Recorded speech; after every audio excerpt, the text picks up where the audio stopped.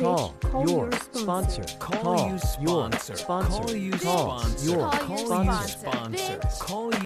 Bitch, call your sponsor. Call your sponsor. Call your sponsor.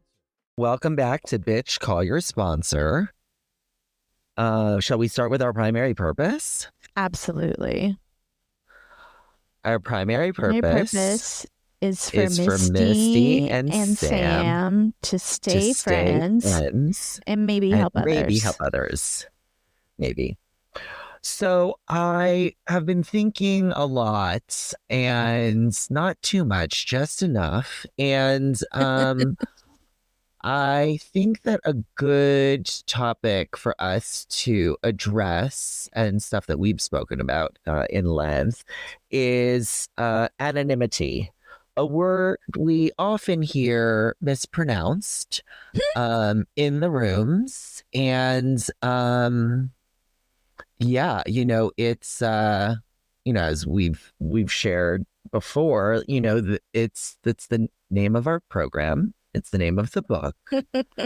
It's in there. And yet people seem to have questionable actions around it. So I'm wondering if we start, with how would you define anonymity? Thank you so much for calling out that everybody says it wrong. Drives me nuts. Anonymity. Anonymity. It's called Alcoholics Anonymous. That's another reason that Sam and I are doing this podcast with just Misty and Sam.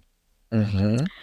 I'm much more of the Bill variety where I would love to just take all the credit and all the riches and have everyone see me. I'm a top of the heap, pound my chest, spotlight, me.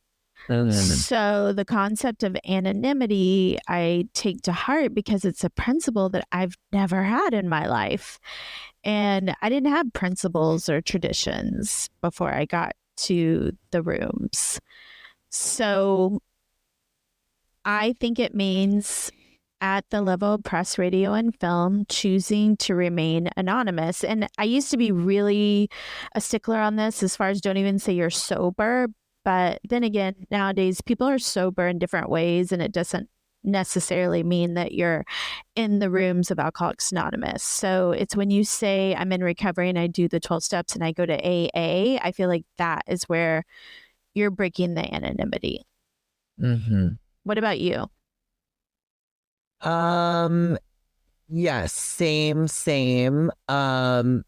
And I think it even bleeds into, online, anything public facing, and I think that, I recently read the forewords this week with somebody and, it talks about how we are too few in number.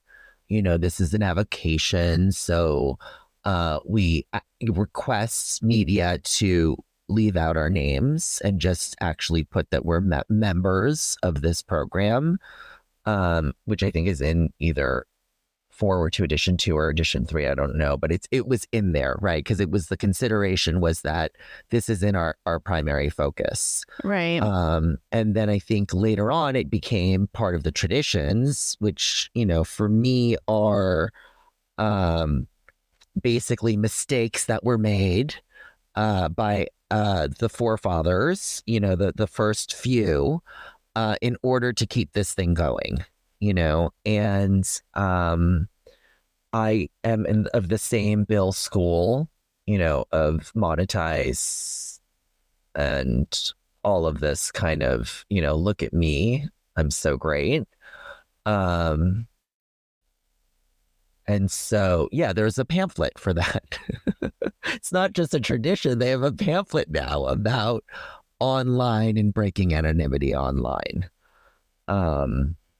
So for me specifically, I find it very disconcerting and upsetting. And I kind of would like to send them the link, but what I do instead is screenshot and send to you. You must be so annoyed at this point. of just seeing whoever is saying, there was one thing where I think Steven Tyler was, going to march on Washington about, rights for alcoholics. And for me, that was just an eye roll, Oh, yeah. I have experience with that one. Tell me When more. I got to California, I was sponsoring a woman who was dating someone to be considered America's royal family, right? In the rooms. Like, it was a really big deal. And I was like, look at me. Right? I was really like, and then I got invited to a Super Bowl party at their house in Malibu. And I was like, Fancy. I am the shit. And then they wanted me to come to this meeting where they were going to talk about advocating for sobriety. I was like, I don't know what this is, but these are fancy people. And now I'm being invited. I'm part of the crew. So I show up and it's all these people. I think I had 14, 15 years at the time. And it's all these people with like way more time, 20 something years. And there's about 7 or 8 of them.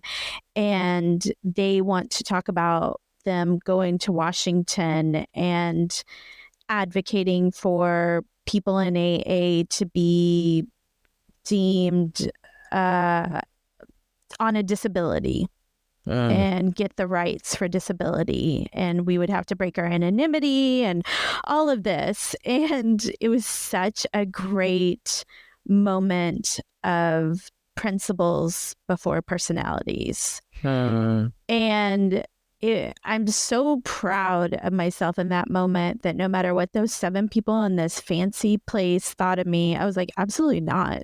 Like, that's insane. That's breaking all of our traditions and our concepts. And I think this is an idea that is born out of ego and has nothing to do with AA and carry on, but I am definitely out. And they all had really strong opinions about being called out about it and were mad at me. And I was like, whatever, bring it on. God, that's so powerful that you were able to share what was true for you, which is also basically in the book. Right. And it's a thing where this program did save my life. And I am not going to put your fancy home and your ego ahead of something that has helped millions of people. And yeah, it was a really cool moment. It just, yeah.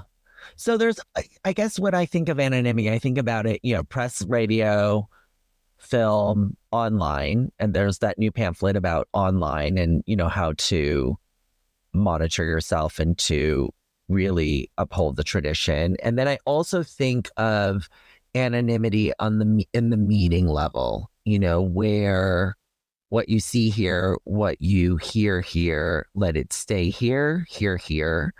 And I guess I get a little bit antsy when I'm hearing, because for me, let me preface this and say that for me, when I'm in a meeting, especially, any meeting, I would hope that that is upheld in the sense of, it creates a safe space for me to share honestly.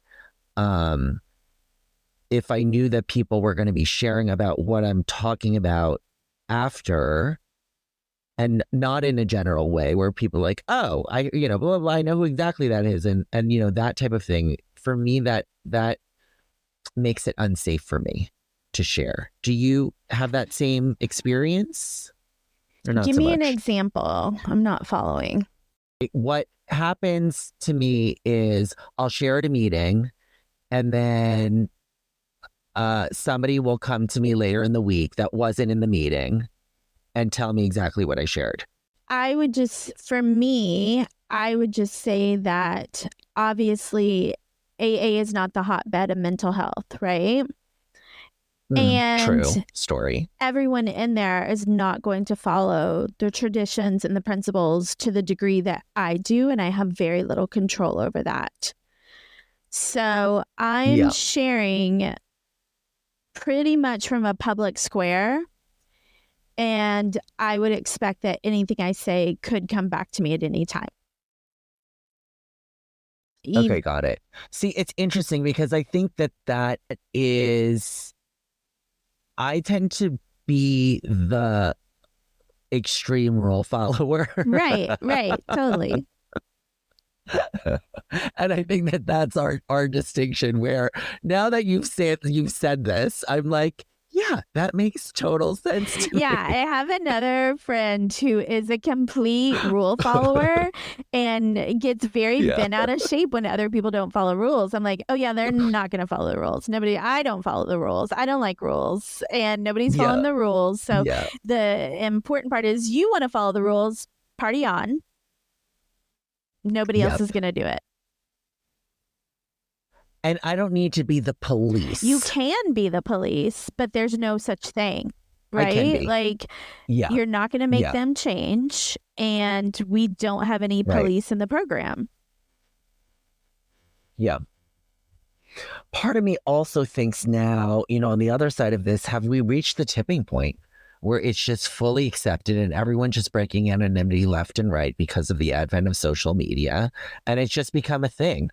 It's someone's anniversary or birthday. They screenshot their, 12-step app with how many their day count in their thing, and they're tagging people and thank you to this and thank you to that. And for me, that's the breaking of anonymity. I agree with you wholeheartedly. And it's so interesting because even as we say at the level of press, radio, and film, they did not have TVs at the time, these traditions. Like, they don't even say TV because there weren't. I remember like a newcomer being like, well, it doesn't say TV. It's like, because it hadn't been thought of in 1939. Okay, dude. But now it's like they couldn't envision TVs, much less Facebook, much less, Snapchat, whatever, and Instagram, people posting their thing.